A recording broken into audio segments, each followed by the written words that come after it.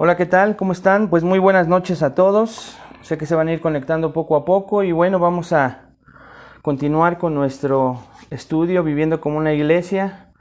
Recuerden que el propósito de este estudio es de que todos comprendamos a la luz de la palabra de Dios, a la luz de la voluntad de Dios, qué significa vivir como una iglesia y qué parte de vivir como una iglesia me corresponde a mí participar, contribuir, vivir de cierta manera en que yo pueda contribuir a la iglesia. Así que hemos estado viendo temas muy importantes y hoy vamos a ver uno más, hermanos, que nos hace vivir como una iglesia. Es indispensable este tema, es indispensable que una iglesia manifieste el tema que vamos a ver esta tarde. ¿Por qué? Porque de él depende que se preserve la unidad en una iglesia, y es esa unidad que glorifica a Dios. Eso quiere decir que, como lo hemos estado viendo, que muchas veces hay una clase de unidad que no glorifica a Dios. Que no glorifica a Dios. Pero las Escrituras nos manifiestan todas las pautas, todas las acciones que un creyente debe de tener, debe de practicar y debe de vivir en un organismo, en un cuerpo donde Dios lo puso para preservar la unidad que glorifica a Dios. Así que vamos a poner este tiempo en manos del Señor para que Él nos guíe y después de eso entramos de lleno al tema. Bendito Dios, te damos muchas gracias por la oportunidad que nos das de estar en tu presencia. Gracias porque nos estás enseñando a la luz de tu bendita palabra, de tu dirección, de tu guía. Padre, que queremos seguir estas instrucciones que tú nos has dejado y te pedimos que nos ayudes en esta tarde a poder comprender este tema tan importante, tan vital, Señor, que ha lastimado a muchas iglesias en todo el mundo por no comprenderlo.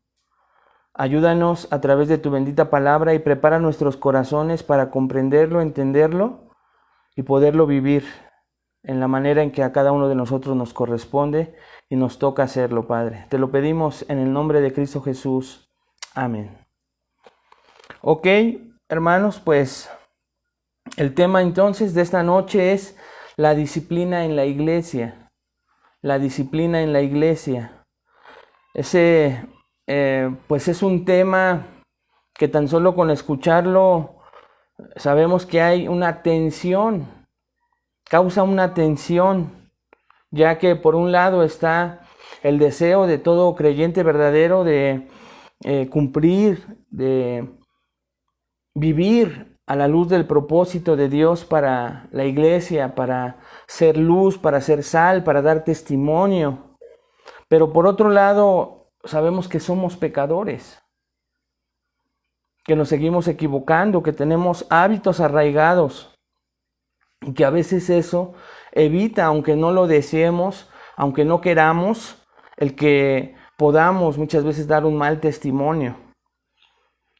Si ustedes recuerdan, pues gran parte de todos los temas que hemos estudiado, que hemos discutido, ha sido de cómo pueden los cristianos propensos al pecado glorificar a Dios por medio de su amor y su unidad juntos.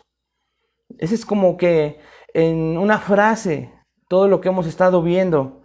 ¿Cómo pueden los cristianos propensos al pecado glorificar a Dios por medio de su amor y unidad juntos? Y eso es lo que hemos venido contestando. Pero hay veces, amados hermanos, en que el pecado ataca en sobremanera a la iglesia y quienes caen en él tienen una actitud de no arrepentirse. Se endurece su corazón a tal grado que hay necedad negativa, arrepentirse, actitudes cada vez más incorrectas y eso complica pues muchas veces el que con una actitud así dentro de la iglesia haya unidad en el cuerpo, haya amor entre los creyentes. Y tristemente, la iglesia en la actualidad ha caído en dos extremos con este tema.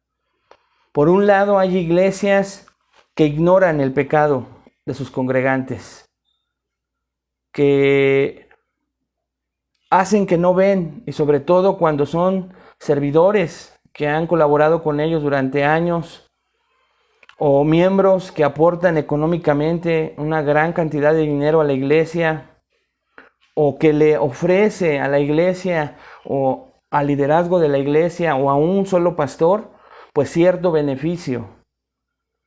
Hemos escuchado pues toda clase de testimonios en donde, a pesar de que hay evidencias objetivas, claras, de un asistente, un miembro en una iglesia pecando deliberadamente, la iglesia hace caso omiso y prefiere escoger ignorando el pecado, prefiere ignorar lo que el miembro está haciendo. Y entonces, esto amenaza el testimonio de la iglesia. Por eso es que, tristemente, recibimos personas, familias completas, pues lastimadas. Y también, por otro lado, vemos que pudiéramos actuar, y hemos escuchado ahora ya a iglesias que sí practican la disciplina en la iglesia, pero lo hacen con dureza, como fariseos. Y cuando se hace de esa manera, también se destruye la unidad en la iglesia. Esto sucede porque se quiere enseñorear el liderazgo, el pastor, un encargado de un servicio.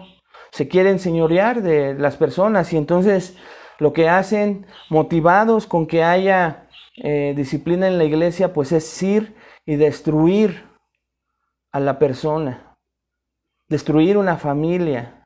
¿Por qué? Porque hay dureza, hay legalismo, se hace a un lado esa persona, se tienen propósitos egoístas con la ejecución de la disciplina en la iglesia.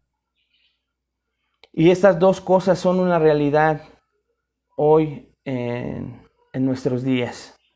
Con una triste realidad de estos dos extremos, pero afortunadamente, amados hermanos, la Biblia nos da enseñanza, nos da sabiduría en cuanto a cómo es la disciplina bíblica. Una pauta y una verdad real es que debe de haber disciplina en la iglesia, y lo vamos a ver esta tarde. ¿Por qué? Porque el enfoque que nos da la Biblia con respecto a la disciplina en la iglesia es una respuesta de Dios al pecado impenitente, al pecado en el que puede caer una persona, y como todos lo hacemos, pero a diferencia de un creyente común y corriente, normal, pues que nos arrepentimos lo más pronto posible, no permanecemos en un pecado. Pero hay aún creyentes que endurecen su corazón, como les decía, y entonces es mucho más difícil que se arrepientan. Entonces, lejos de las dos percepciones y estos dos extremos, vamos a ver esta tarde ¿qué significa entonces la disciplina en la iglesia? Sobre todo porque la disciplina es algo positivo, es algo bueno, hermanos. En primer lugar, porque se ordena en la Escritura por nuestro bien. Es algo que Dios deja establecido por el bien de los miembros de una iglesia. Significa que cuidamos los unos de los otros al hablar la verdad en amor acerca de nuestro pecado. Si pudiéramos resumir, la disciplina de la iglesia es que cuidamos los unos de los otros el hablar, y añadimos aquí, y practicar la verdad en amor acerca de nuestro pecado. Significa también que protegemos a la iglesia del pecado impenitente, pecado que es grave y que si se continúa en él, obviamente no va a honrar a Cristo, ni su nombre, ni a su iglesia.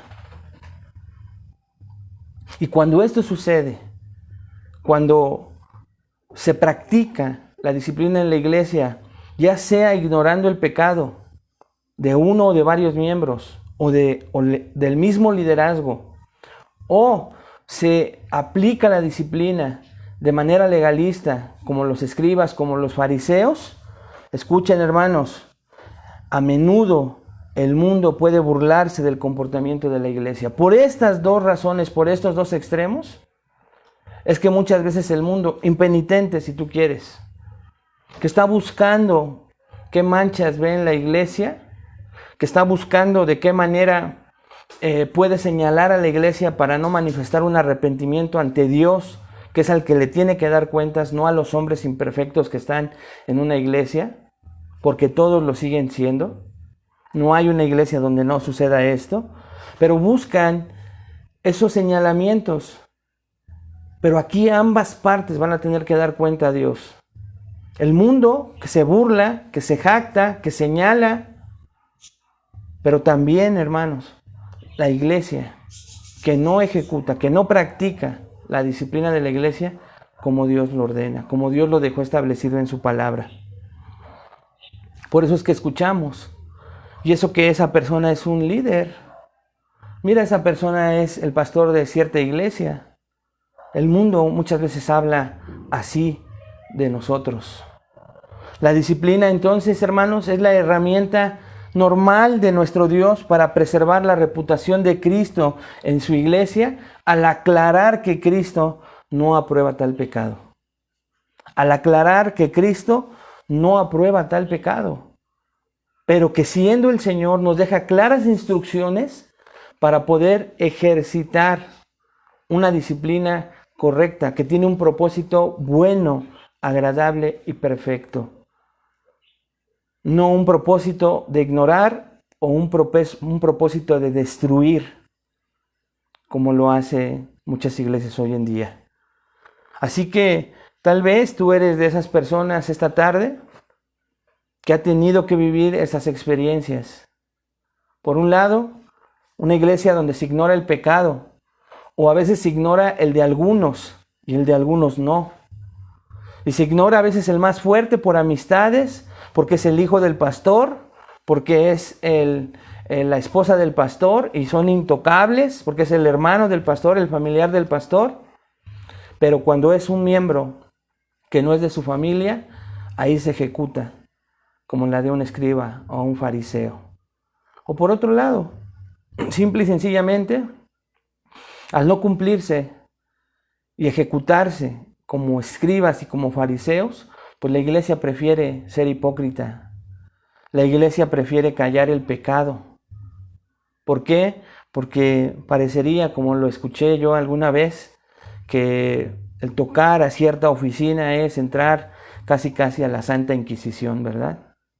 Porque va a haber una reprimenda, un castigo, exhibición, ignominia para la persona, esto es vergüenza pública, todo tipo de manifestación para humillar y para destruir a la persona más que al pecado de la persona. Así que entonces el modelo para la disciplina en la iglesia es la disciplina que nuestro amoroso Padre Celestial ejerce, hermanos, escuchen bien, a lidiar con nosotros. Esa es la disciplina o el modelo de la disciplina a la que estamos llamados a entender y escuchar, aprender y practicar esta tarde. El libro de Hebreos nos dice, porque el Señor al que ama, ¿se acuerdan qué dice ahí? Porque el Señor al que ama disciplina, y aquí viene algo fuerte, y azota a todo el que recibe por hijo. Hebreos 12:6. Pero esta parte de disciplinar y aún azotar, el Señor no peca al hacerlo, nuestro Dios obviamente jamás va a pecar al hacerlo, porque aún esa disciplina y ese azote tienen un propósito de restauración. Tienen un propósito de corrección, de alinearnos. Y fíjense, algo importante, dice que Él lo hace con todo el que recibe por hijo. Yo por eso constantemente en los discipulados y consejerías llega el momento en que puedo decirle a una persona, preocúpate si no estás siendo disciplinado. Porque si no estás siendo disciplinado, número uno, es porque no estás rindiendo cuentas. No te interesa. Piensas que la iglesia está para darte lo que tú crees que te da, sin que recuerdes que la iglesia es partícipe de tu disciplina, de tu crecimiento, de tu madurez. Pero por otro lado, puede ser porque no eres un hijo de Dios. Porque Dios simple y sencillamente está dejando que sigas ese camino, en ese camino ancho y espacioso donde va la gente normal. En donde simplemente añadiste a tu vida tal vez una religión. El cómo apacentar un poco la conciencia de la maldad y el creerte o hacerte bueno a la manera del ser humano. Y entonces tú buscaste, como busca otra persona, otras maneras en cómo aplacar esa conciencia. Unos hacen ejercicio, otros van al yoga, otros van con el psicólogo, otros salen en familia en un fin de semana, con eso se sienten bien, uno les compran cosas en casa, otros van a una plaza, y esa es la manera en que uno se puede sentir bueno. Y entonces la disciplina no llega. Pero si tú estás en una iglesia, eres asistente o miembro de una iglesia, sí deberías de preocuparte. Si tiene tiempo que tú no eres disciplinado por Dios. Porque Él, al que ama y recibe por hijo, lo disciplina y aún lo azota. La disciplina de Dios, la disciplina bíblica, hermanos, tiene una meta. Y la meta es la justicia. Repito, la meta es la justicia. Por eso es que Hebreos 12, versículo 11 dice, es verdad que ninguna disciplina al presente parece ser causa de gozo, sino de ¿qué? De tristeza, pero después da fruto apacible de justicia. ¿Ya lo vieron? Da fruto apacible de justicia a los que en ella se han ejercitado, o a los que en ella han puesto, reciben la acción de la disciplina y han sido ejercitados. Hebreos 12, 11. Entonces, el Señor sabe y nos deja en su palabra la verdad de la disciplina y la meta. La verdad es que ninguna disciplina al presente va a ser causa de gozo para nosotros, sino de tristeza, de dolor. Pero después da fruto apacible, y aquí viene la palabra clave, de justicia. La meta entonces de la disciplina, hermanos amados, es la justicia. Y el ejemplo de justicia perfecta es nuestro Señor Jesucristo. La meta es parecernos cada vez más a nuestro Señor Jesucristo, ¿no es cierto? Entonces, la meta de la disciplina es la justicia. El día de hoy, entonces, como les dije, vamos a considerar cómo la Biblia nos enseña a practicar la disciplina en la iglesia con el propósito de preservar, les decía yo al inicio, la unidad que glorifica a Dios. Y hacer esto también, al hacerlo, al practicarlo, hermanos, va a hacer que se fortalezca la unidad en la congregación. Y a la par de esto, lo más importante es que se protege la reputación de Cristo. Una iglesia que no ejercita, que no practica la disciplina de la iglesia, en uno de los extremos que hablamos hace un momento, continuamente deja por los suelos, mancha la reputación de Cristo en esta tierra. E innumerables testimonios pudiéramos contar. También vamos a hablar acerca de cómo nosotros, como miembros, tenemos una importantísima responsabilidad de estar involucrados en el proceso de la disciplina. La iglesia es importante, tiene una responsabilidad valiosísima. Así que vamos a llegar a ese punto hasta donde nos dé tiempo hoy, porque vamos a ver ese proceso de disciplina entre miembros, donde hay un pecado impenitente, pero también vamos a llegar a ver cómo la Biblia, incluso, hermanos, como lo veníamos diciendo, nos ayuda a comprender cómo es urgente y vital que también un anciano, un pastor, si tiene un pecado impenitente, perseverante y que pase por el mismo proceso de disciplina que Dios nos va a mostrar en su palabra, pero es un proceso tal vez diferente. También el anciano, el pastor, es objeto de la disciplina para preservar la unidad que glorifica a Dios. No estamos exentos. Y eso es importantísimo, importantísimo, que toda iglesia lo sepa.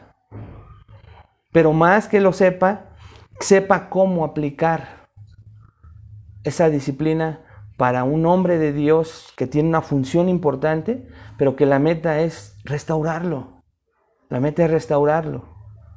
Y también hay muchos testimonios de iglesias que los miembros son los que se convierten en escribas y fariseos y entonces destruyen la reputación, la vida y ministerio de un hombre que sí se quiso arrepentir. Así que vamos a comenzar, hermanos, hablando de algo muy importante, hablando de cómo las Escrituras nos enseñan dos clases de disciplina. Muy importante, dos clases de disciplina. Número 1, la disciplina formativa. Y número 2, la disciplina correctiva. Por lo general, vamos a hablar de la primera, la disciplina formativa. Cuando hablamos de la disciplina en la iglesia, nos referimos normalmente a la segunda, a la disciplina correctiva. Pero la primera es mucho más común, y escuchen esto, mucho más importante para no llegar a la disciplina correctiva.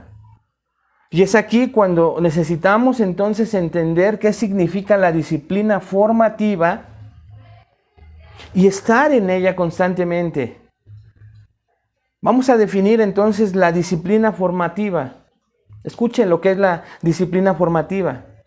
La disciplina formativa consiste en guiar a las personas hacia la madurez en Cristo a través de la instrucción y la enseñanza de las Escrituras. Repito, la disciplina formativa consiste en guiar a las personas hacia la madurez en Cristo a través de la instrucción y la enseñanza positiva. Por ejemplo, cuando se predica la palabra, somos confrontados. ¿Por qué? Porque tenemos una actitud de ser disciplinados formativamente. No hay todavía consecuencias, tal vez no haya pruebas, no haya tentaciones frente a nosotros, pero nosotros nos estamos formando a la imagen de Cristo, al carácter de Cristo, al pensamiento de Cristo, a las reacciones de Cristo en esta tierra, para que cuando llegue entonces la prueba, podamos superarla. ¿Por qué? Porque fuimos disciplinados formativamente. ¿Pero qué tuvimos que hacer? No dejarnos de congregar como algunos tienen por costumbre, en el caso de la predicación de la palabra. Y después, como vimos también en temas anteriores, la actitud con la que yo me congrego. ¿Por qué? Porque yo comprendo que estoy en una disciplina formativa, que la vida cristiana consiste en esa disciplina formativa, constante. ¿Qué más es la disciplina formativa o qué más ilustraciones? Esa disciplina constante de mi lectura diaria de las Escrituras, de mi comunión en oración con Dios. Eso es disciplina formativa. Es el alimento que sostiene mi espíritu, que alimenta mi espíritu, que me tiene lleno del Espíritu Santo. Hoy comprendiendo tan importante verdad que muchos de nosotros teníamos con una interpretación incorrecta. Y entonces buscábamos ser llenos del Espíritu, solo ministrados en la iglesia a través de un canto, a través de hablar en lenguas, a través de pedir la presencia del Espíritu Santo para ser llenos, motivados por la música, las luces, las emociones, alguien que nos guía y nosotros pidiéndole a Dios ser llenos del Espíritu Santo. No, hermanos. el ser lleno del Espíritu Santo, pertenece al rubro de la disciplina formativa. Porque tú y yo hoy comprendemos que la Biblia nos deja claramente qué significa ser lleno del Espíritu. Colosenses 3:16 nos lo dice. La palabra de Cristo mora en abundancia en vosotros. Y lo que sigue después de Colosenses 3:16 son los resultados de tener la mente llena de Cristo, que son los mismos resultados de Efesios 5, donde nos dice: no os embriaguéis con vino, en lo cual hay disolución, antes bien, sed llenos del Espíritu Santo. Sed lleno significa ser controlado por el Espíritu Santo, pero no por una fuerza, sino por una persona que manifiesta su voluntad en la palabra de Dios. Así que lo paralelo a ser lleno del Espíritu Santo es estar lleno de la palabra de Cristo, y que esa palabra de Cristo more en abundancia en nosotros. ¿Pero qué implica? Disciplina formativa. Esto no quiere decir, hermanos, que si dejaste de leer un día no pasa nada, como cuando no vas al deporte, no haces alguna práctica de alimentación en regla. Yo me estoy refiriendo a esa disciplina formativa que de verdad es de inconstancia o totalmente nula. Y hoy tristemente en las iglesias hay personas que luchan por ver cómo no se congregan. Personas que dicen: yo por lo menos una vez al mes, yo no me quiero congregar, no me voy a congregar. Y las ves avanzando en los meses, en los años, cumpliendo ese propósito de cómo buscar el pretexto para no congregarse. Obviamente, siendo una importante disciplina formativa en su vida espiritual, no están como ellos creen. Pero hay unos que buscan una vez al mes, hermanos. Hay unos que continuamente no van y se congregan y se alimentan de la comunión y de los propósitos que hemos encontrado. Primero, luchar contra la incredulidad. Hebreos 10, 23, 24 y 25 nos dicen lo que te estoy diciendo en este momento.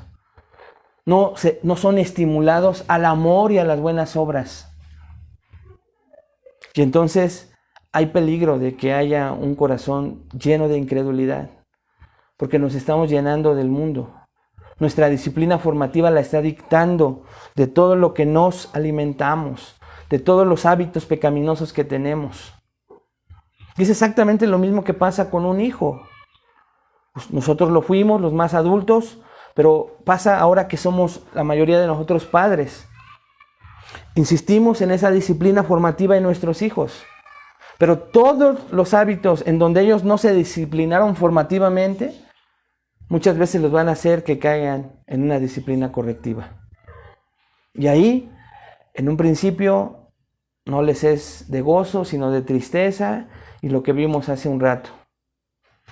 Pero entonces, hermanos, también sucede la disciplina formativa cuando nos alentamos unos a otros, cuando oramos unos a otros, en la comunión unos con otros, cuando nos exhortamos unos a otros, cuando nos compartimos lo que conocemos de la palabra unos a otros. ¿Te das cuenta qué tan importante y qué tan hermosa es la disciplina formativa? Pásenme mi Biblia, Josué.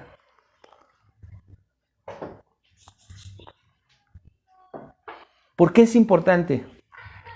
La disciplina formativa es importante, hermanos, entonces, porque Dios la usa para prevenir el pecado que necesitaría de la disciplina correctiva.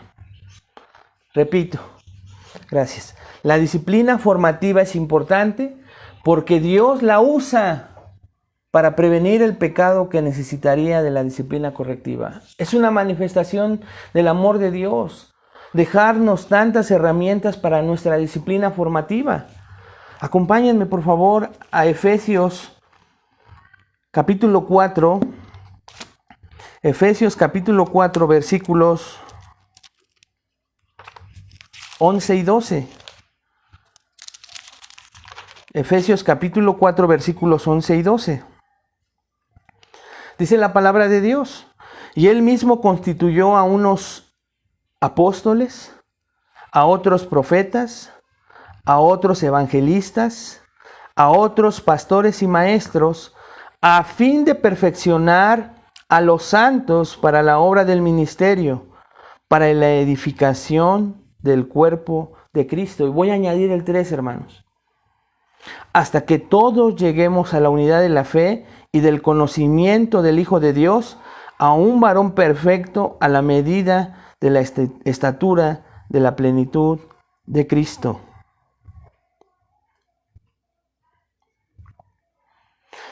Quiero que vea lo que dice aquí. Versículo 11. Y él mismo constituyó. Esta palabra constituyó en griego didomi. Dio como regalo a la iglesia. Y constituyó a unos pastores, evangelistas, maestros, apóstoles que nos dejaron, muchos de ellos, el fundamento de la enseñanza de Jesucristo. ¿Para qué? Para que seamos disciplinados formativamente hasta que lleguemos a la estatura del varón perfecto. Hebreos 10, 24 y 25, lo que yo les estaba citando. Pero ahora veámoslo de manera más formal en las Escrituras, hermanos. Hebreos 10, 24 y 25. Y considerémonos unos a otros, versículo 24, para estimularnos al amor y a las buenas obras, no dejando de congregarnos como algunos tienen por costumbre, sino exhortándonos, y tanto más cuanto veis que aquel día se acerca. Así que entonces, congregarse fiel, consistentemente, constantemente, es parte de la disciplina formativa. Y Colosenses 3:16, ya lo comenté, la palabra de Cristo more en abundancia en vosotros. La palabra de Cristo more en abundancia en vosotros. Sumamente importante entonces estar en la disciplina formativa. ¿Por qué? Porque Dios la usa para prevenir el pecado que te llevaría a entrar a la disciplina correctiva. Yo he sido testigo y doy testimonio, hermanos, de hombres que no sueltan la disciplina formativa. Porque, entre otras cosas, la más importante, que lo hacen para honrar, para adorar a Dios, saben, hermanos, que esta disciplina formativa va a evitar que pequen, que corran el riesgo de ser impenitentes ante ese pecado, y que eso haga que corran el riesgo de entrar a la disciplina correctiva. Te pregunto esta tarde, ¿cómo estás con respecto a la disciplina formativa? Si tú te das cuenta, la disciplina formativa es el resumen de la mayoría de todas las clases que hemos estado viendo, porque te toca participar de ella. ¿Qué tan constante eres en la lectura de tu palabra? En tus devocionales familiares o personales. ¿Qué tan constante eres como el atleta que lo es en una disciplina deportiva? En tus tiempos de oración. ¿Cuánto dependes de la oración para manifestar tu dependencia de Dios?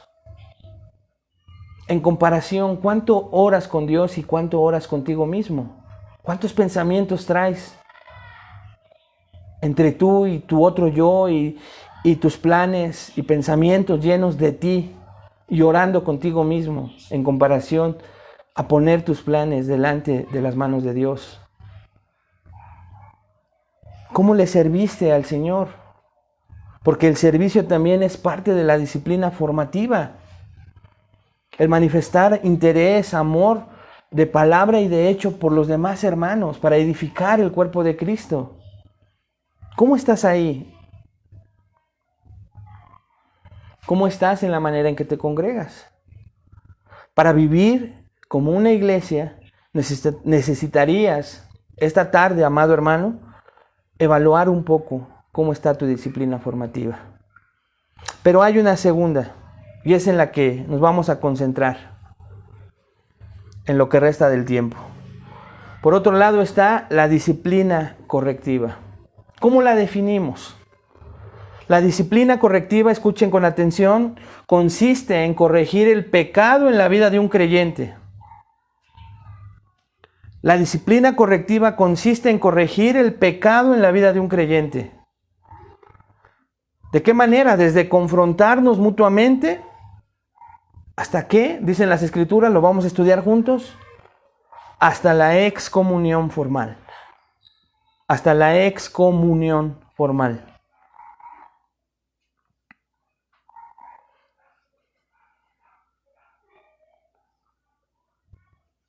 Vamos a ver entonces cómo no llegar a esa excomunión o excomulgación, expulsión, le llaman en algunos lugares, apartarlo, desecharlo al o los miembros de una iglesia.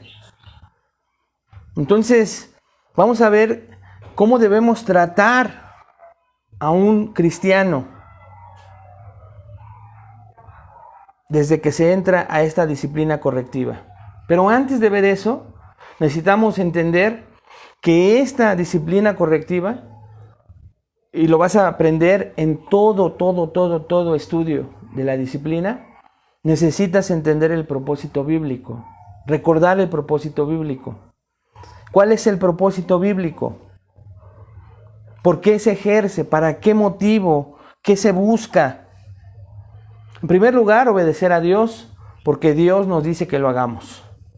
Pero también nos da unas metas para ejercerlo, para hacerlo, para que no haya una iglesia en donde no se practique la disciplina en la iglesia. Primero, se hace por el bien de la persona disciplinada. Así que vamos a ver 4 propósitos de la disciplina correctiva en la iglesia, hermanos. O 5, si añadimos el primero. Número 1, porque Dios lo manda. Número 2, por el bien de la persona disciplinada. Obviamente, hermanos, la disciplina es amorosa porque nos advierte y corrige de nuestro pecado. Y obviamente, si atendemos, nos beneficiamos de eso, ¿no es cierto? Y para la persona que vive en pecado impenitente, que no se quiere arrepentir, deja en claro que sus acciones no respaldan una profesión de fe en Cristo. Tristemente, porque el Hijo de Dios, cuando le manifiestan sus pecados con la palabra de Dios en la mano, citándole, teniendo las pruebas objetivas claras de lo que está cometiendo, de lo que está haciendo, esa persona, si es creyente, corrige, se arrepiente, se duele. Pero si no, deja en claro que sus acciones no respaldan una profesión de fe en Cristo verdadera. Tristemente, aunque esa persona salga de esa iglesia, se vaya a otra, y él o ella sigan pensando que son creyentes. Y eso es lo que también pasa hoy en día. Con la facilidad con la que se salen y se entra a una iglesia, repito, con la facilidad con la que se sale y se entra a una iglesia, aún una iglesia de sana doctrina y reformada, que nunca le dice que no a 1 o 2 miembros con lo difícil que hoy es. Sí, no me importa tu contexto, vente, adelante, qué bueno que estás con nosotros. No, ¿cuál es el contexto? ¿De dónde llegas? Conoce la iglesia, ser amables, dar una bienvenida correcta para que en lo que se conoce en la iglesia también se conozca a la persona. Es de suma importancia. Y no, adelante, no me importa, es que fíjate que pasé esto, pasé aquello, adelante. No, hermanos, hoy es muy fácil. Y aún las iglesias de sana doctrina, hermanos enseñados en los seminarios, saben que no hay que saltarse los procesos. ¿Por qué se ejercita la disciplina? Porque Dios lo manda en primer lugar, por el bien de la persona disciplinada en segundo lugar, en tercer lugar, hermanos, por el bien de los demás cristianos. Por el bien de los demás cristianos, ¿por qué? Porque cuando tristemente se está ejecutando y se tiene que llegar al paso donde la iglesia se entere del pecado impenitente de una persona, pues eso hace que vean lo grave, horroroso que es el pecado, para aborrecerlo. Porque no solamente se ve el pecado en la persona impenitente, sino las consecuencias, el grado de maldad que puede llevar a una persona a estar endurecida. Y eso lleva a la iglesia o a las demás personas, a los demás cristianos, a decir, yo no quiero estar en ese estado. Porque te da tristeza ver a un hermano que pudo estar sirviendo al Señor con gozo, pudo estar riendo contigo y de repente lo ves endurecido y eso duele y eso lastima, amado hermano. Así que también se hace por el bien de los demás cristianos. También, en cuarto lugar, por la salud de la iglesia como un todo. Por la salud de la iglesia como un todo. ¿Por qué? Porque da un alto al pecado que podría causar discordia, conflicto, confusión para otros cristianos menos maduros acerca de lo que significa seguir a Jesús. Por eso hay que ser muy cuidadosos, porque cuando se ejercita la disciplina, ya sea otra vez ignorando, los más maduros piensan que pueden hacer entonces lo que la persona está haciendo sin que nadie le diga nada a la iglesia. Pero por otro lado, cuando se va al otro extremo, lo que sucede, amados hermanos, es que esos hermanos menos maduros, cuando ven cómo se lastima a una persona a la que se está disciplinando, no entienden lo que significa seguir a Jesús. Se confunden por ver la dureza con la que se puede humillar, exhibir, denigrar la vida de una persona, sin que se tenga el propósito de restaurarla, sino de aniquilarla, humillarla, decir aquí quien manda soy yo o somos nosotros. Y que se olvide el propósito de amar a esa persona con un estado de pecado impenitente y se pueda levantar, y se pueda restaurar. Esa es la meta, la salud de la iglesia como un todo. Así que entonces la disciplina bíblica en la iglesia, la que glorifica a Dios, si te digo de estas dos, ninguna glorifica a Dios. Imagínate a cristianos menos maduros confundidos de si yo puedo hacer como en iglesias liberales. Entonces quiero ser un cristiano liberal. Vengo huyendo de cierto pecado, pero veo que en esta iglesia no dice nada por ese pecado que me lastimó. O por el otro lado, ese mismo cristiano, lleno de amor por los demás, ven cómo se trata a una persona, cómo se denigra, cómo se humilla.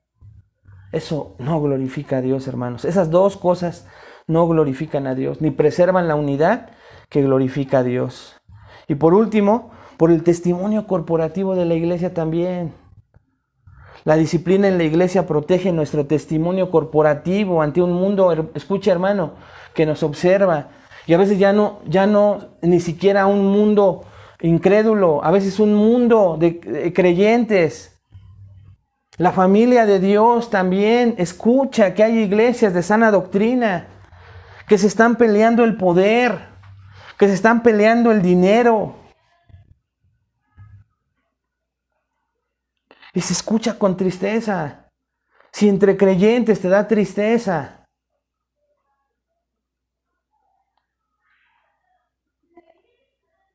Que hermanos, también no niego que hay muchas cosas que lastiman el testimonio de la iglesia con mentiras, con falsedades.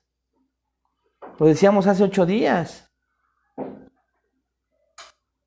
De chismes que causan el testimonio de una iglesia. Pero dice la Escritura, ay de aquel que esté inventando chismes entre iglesias, pastores, de cómo salen algunas personas. Porque no se tienen, solo los involucrados. Pero por lo mismo hay que tener muchísimo cuidado en que el testimonio corporativo de la iglesia no se vea manchado. En que no se diga, mira esa iglesia, ya se dividió, mira esa iglesia. A veces no hay de otra, hermanos. Y lo mejor es orar, pero duele y lastima y es triste. Pero si eso sucede en el corazón de otros creyentes, imagínense el testimonio fuera de la iglesia universal.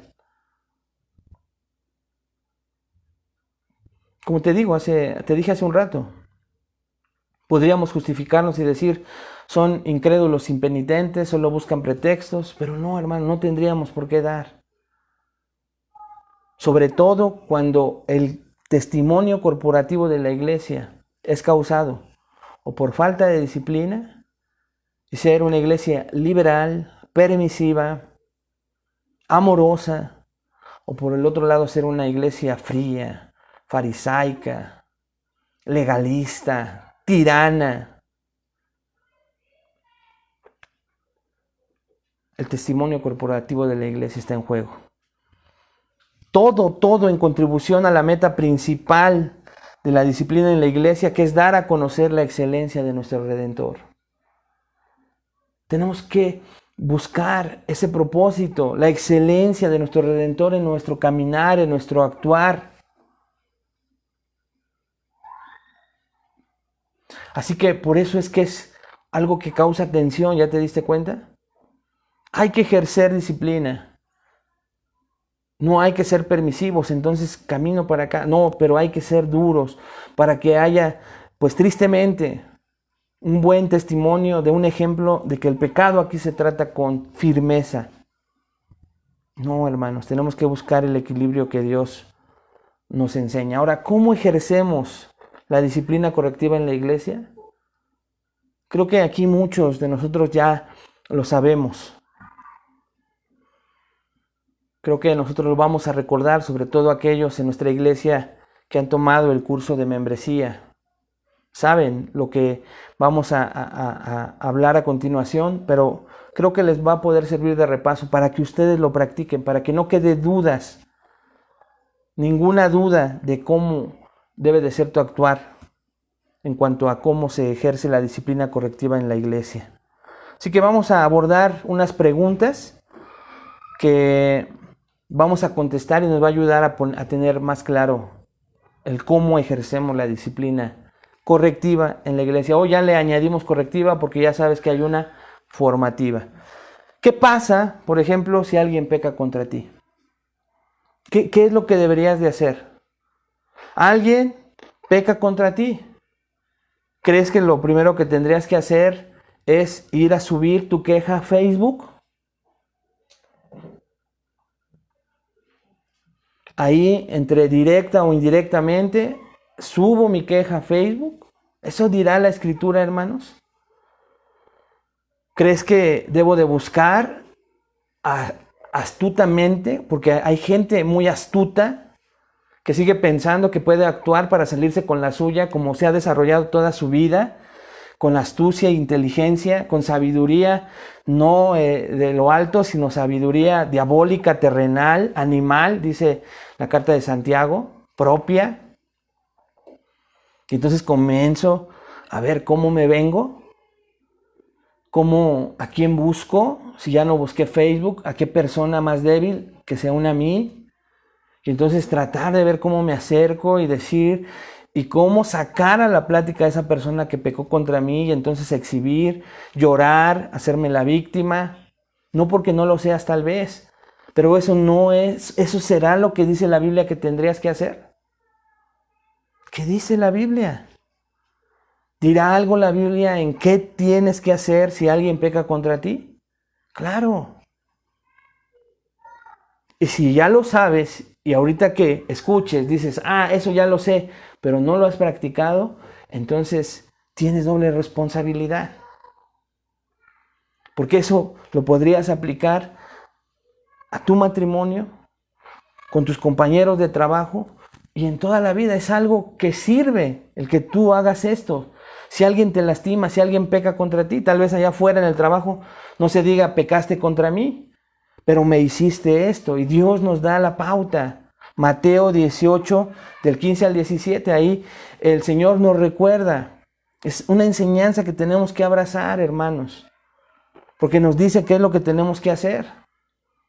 Dice, por tanto, si tu hermano peca contra ti, ahí está, para contestar nuestra pregunta, dice, ve y repréndele estando tú y él solos. Así que Dios nos dice que si alguien peca contra ti, vayas y le reprendas estando tú y él solos. Eso es lo que tienes que hacer. Si te oyere, has ganado a tu hermano. Y ahí se termina el problema. No hay nada más que hacer. Y ahí cuántas veces, cuántos malentendidos se han aclarado, cuántos pensamientos subjetivos se han solucionado, cuántos sentimientos equivocados se han corregido, porque se hace lo que Dios nos dice que se haga en su palabra. Ok, pero a veces lo he hecho y no he ganado nada. No te preocupes. Dios sigue instruyéndonos. Mas si no te oyere, toma aún contigo a 1 o 2 para que en boca de 2 o 3 testigos conste toda palabra. También ya lo hice. Ya fueron 2 testigos, ya vieron que sí está pecando contra mí, que no solamente lo hizo, sino que lo sigue haciendo. Pero Dios nos sigue dando instrucción. Si no los oyere a ellos, dilo a la iglesia. Y si no oyere a la iglesia, tenle por gentil y publicano. Todo esto tiene una explicación que hoy solo vamos a utilizar unos minutos más para ver el paso 1. Porque estos pasos, hermanos, después de terminarlo la semana que viene, nos van a llevar a qué vamos a hacer ahora cuando un anciano, un pastor, un servidor, un coordinador, un diácono está en un pecado impenitente, porque son seres humanos. La iglesia tiene una gran tarea y una responsabilidad, pero vamos a llegar a eso. Y sé que muchos van a poder compartir el tema que viene porque pasa mucho en las iglesias. Pero de igual manera, el pastor peca, el pastor se equivoca, no hay arrepentimiento y estamos en ese mismo extremo. Es el ungido de Jehová, ni lo toques. Todos somos seres humanos, más él, que tiene lucha. Sí, pero no se está arrepintiendo. Ahí está la diferencia. Porque ese hombre humano, con una función especial, con una responsabilidad tan grande, debe de arrepentirse. Pero hay iglesias que pasan por alto, ignoran el pecado de su líder, de su pastor. Hay un séquito de personas alrededor de él, de ella, sobre todo cuando hay un solo pastor. Incluso acuérdense con esas pluralidades disfrazadas. De aquí solo mis chicharrones truenan, de ese Diótrefes, porque hoy se hace tristemente, en donde ese séquito de protectores, a quien se atreva a levantar la Biblia y decirle al pastor, estás cayendo en este pecado, sale la espada de Pedro, ¿verdad? Defendiendo al maestro. ¿Quién eres tú para juzgar? ¿Tú quién eres en esta iglesia? Y a lo mejor hasta es otro pastor, amados hermanos. Otro anciano con la misma autoridad, pero ahí es donde se da uno cuenta que la pluralidad en realidad no lo es. Y entonces esa iglesia ignora el pecado de su líder. Pero por otro lado también, hermanos, no se hace bíblicamente. Ni la iglesia, ni si hay otro anciano, copastor, ¿no? Por la estructura del gobierno de la iglesia, de cada iglesia es diferente, o la misma congregación. Y entonces quien juzga el pecado de ese pastor lo hace de manera tirana, fariseica, y destruyen la vida de una persona en lugar de reconstruirla. Vamos a ver esos 2 casos la semana que viene.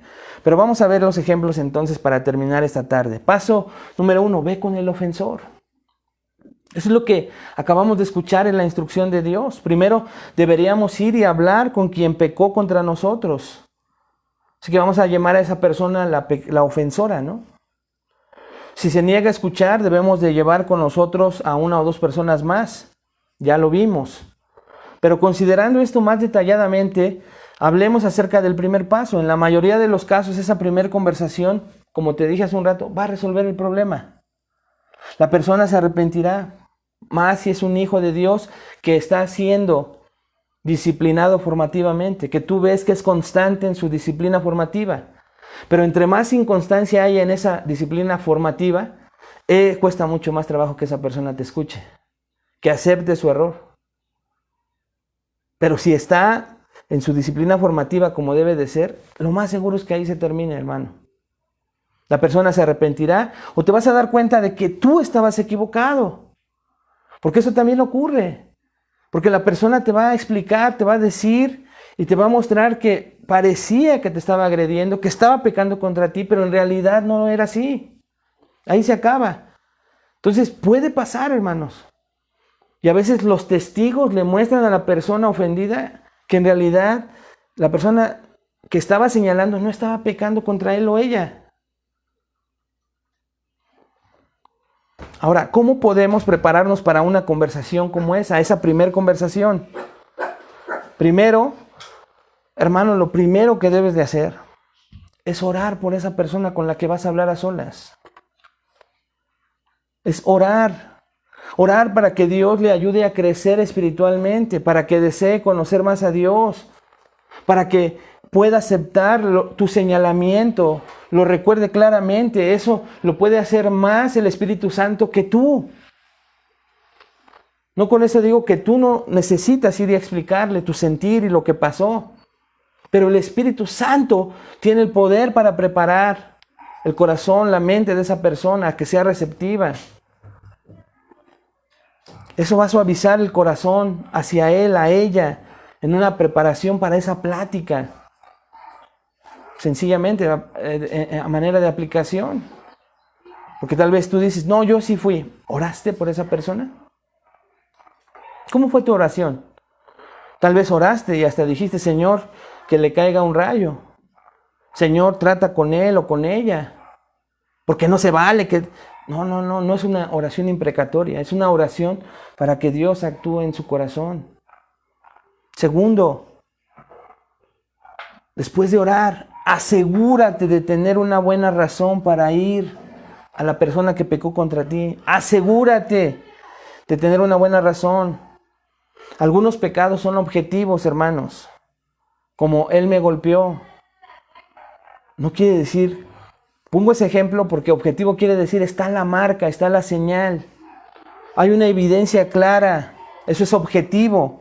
Pero otros no son tan objetivos. No sé si has escuchado la frase, es que se comportó soberbiamente. El decir que se comportó soberbiamente puede ya no entrar en ser algo objetivo. Pero es que fue clarito, fue claro, pero no hay una evidencia, hermano, a diferencia del golpe. Podemos hablar con un creyente acerca de cualquiera de estas categorías. Pero escucha, mientras menos objetivo sea un pecado, más necesitaremos estar listos para explicar nuestra preocupación. Pero luego soltar el problema si la persona no está de acuerdo. Así que no te apresures a decir, eres soberbio. Arrepiéntete, o le diría a la iglesia. En cambio, podrías intentar decir, hermano, considerando las palabras que estás escogiendo, la actitud con la cual manifiestas esas palabras, realmente temo que estés hablando en soberbia. Fíjate la pregunta con la que se podría terminar esta ilustración. ¿Crees que eso podría ser cierto? Así sería tu plática. Porque estás entendiendo, haciéndole entender a esa persona que a ti te parece, pero le estás preguntando si eso puede ser cierto, si él o ella lo sienten de esa manera. Le estás diciendo que no tienes objetivamente la evidencia de su pecado contra ti, pero que tú sentiste eso. Y le preguntas si él puede estar en lo cierto de lo que tú le dices, si él entiende o podría ser cierto lo que tú le estás diciendo. Eso hace la diferencia. Pero muchas personas no. Las cosas subjetivas las aseguran y las aseguran y las aseguran y no las sacas de ahí. Tercero, examina tu corazón para asegurarte de que tus motivos sean los correctos. Escucha esto. Estar seguro de que tus motivos sean los correctos no quiere decir que te vas a salir con la tuya, que vas a ganar. Porque eso es humano, diabólico y satánico. Es sabiduría, inteligencia, astucia, carnal. Y muchas personas hoy incluso utilizan Mateo 18, 15 al 17, para ganar las batallas. Con astucia, como lo haría la serpiente, como lo haría Satanás. Tergiversando la verdad, hermanos amados. Asegúrate de no ir al ofensor, por ejemplo, enojado. Asegúrate de no ir con deseos de venganza. Asegúrate de no ir con aires de superioridad, con una actitud pecaminosa.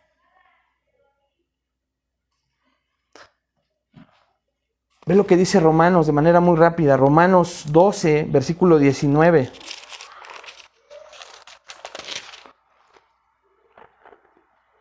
No os venguéis vosotros mismos, amados míos, sino dejad lugar a la ira de Dios, porque escrito está, mía es la venganza, yo pagaré, dice el Señor.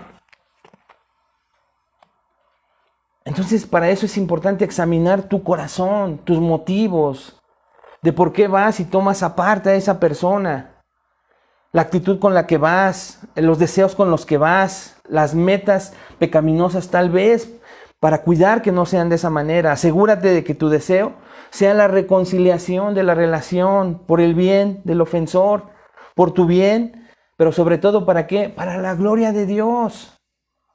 Hay personas que lo que quieren es su propia gloria, y es lo que buscan, es su meta, salirse con la suya. Y Dios no está para nada en esas pláticas entre ellos solos. Como dice Jesús, confiesa tu pecado y entonces podrás ver claramente el pecado de tu hermano. Porque te quitaste la viga. En cuarto lugar, ten mucho cuidado al hablar con otras personas acerca del pecado del ofensor. ¿Te adelantarías? Escucha bien, ¿te adelantarías? Y es lo que hacen muchas personas. En lugar de ir con esa persona como lo acabamos de ver en la instrucción de Dios, si tu hermano peca contra ti, tómalo aparte y repréndele estando tú y él solos. Pero muchas personas van con otras para hablar acerca del pecado del ofensor. Aquí vemos que Jesús va a hablar con él. Por ejemplo, ahí en Mateo 7:5, acompáñenme rápido también. Mateo 7:5.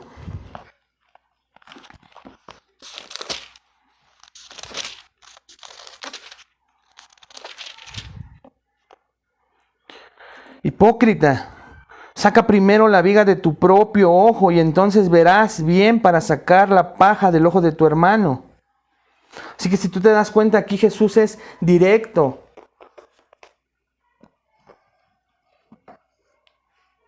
Habla con él.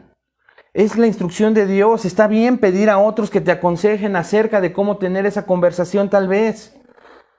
Si tienes que hacerlo, si crees no tener esa sabiduría. Pero, hermano, creo firmemente que si tú oraste, te aseguraste y reflexionaste de tener una buena razón para ir con el ofensor y examinaste tu corazón, no va a haber necesidad de que vayas con esas otras personas hasta que pases al segundo paso.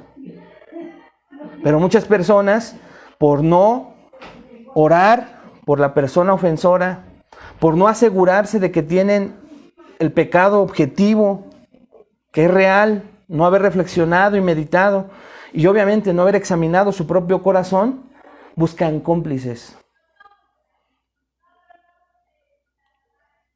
Y hay que tener mucho cuidado de hablar con otras personas acerca de un pecado sin que hayas hablado como lo instruye Dios.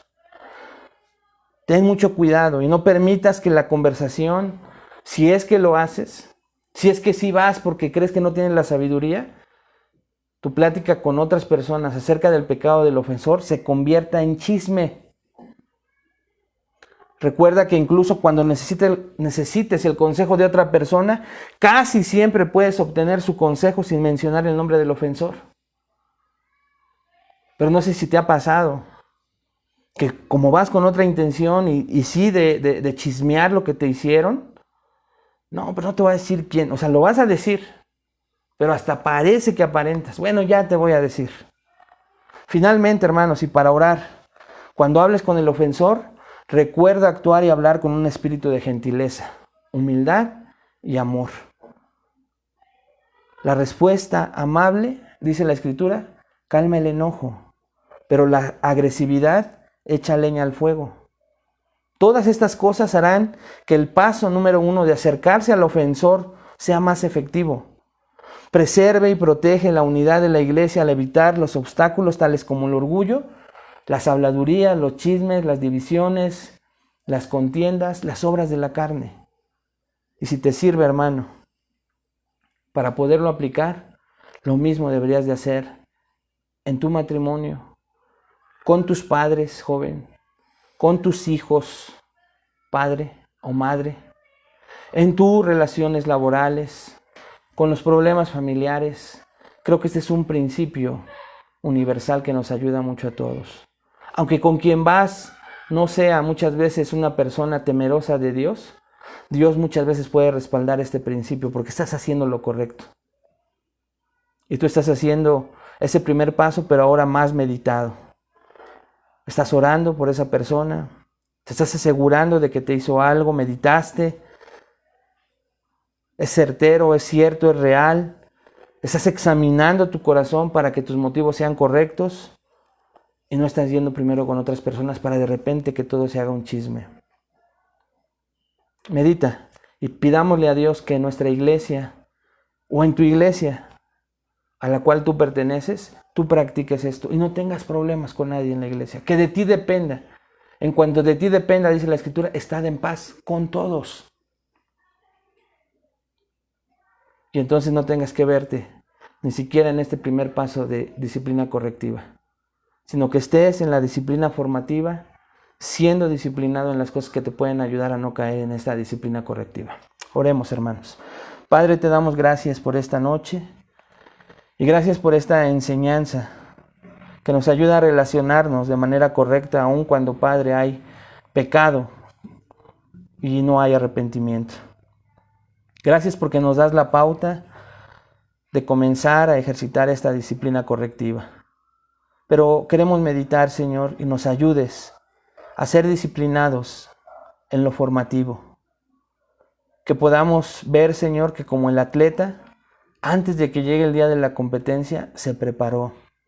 Y los resultados, Señor, obviamente son más satisfactorios a la hora de la prueba, a la hora de la carrera. Que así pase con nosotros, Padre. Que nos entrenemos y entremos en esa disciplina formativa que implica lectura, oración, congregarse, exponerse a la palabra, tener comunión con los hermanos, y que reconozcamos esta noche que de acuerdo a nuestra constancia o inconstancia en esta disciplina formativa, es que muchas veces se ven los frutos, Señor, que tenemos en nuestra vida cristiana. Mucho lo decimos con vergüenza, Padre. Otros con gozo te agradecemos. Tú habla al corazón de tu iglesia. Te lo pedimos todo esto en el nombre de Cristo Jesús. Amén. Amén, hermanos. Mediten, reflexionen, y revisen y vivan. Y me añado, vivamos como una iglesia bíblica. Que Dios les bendiga.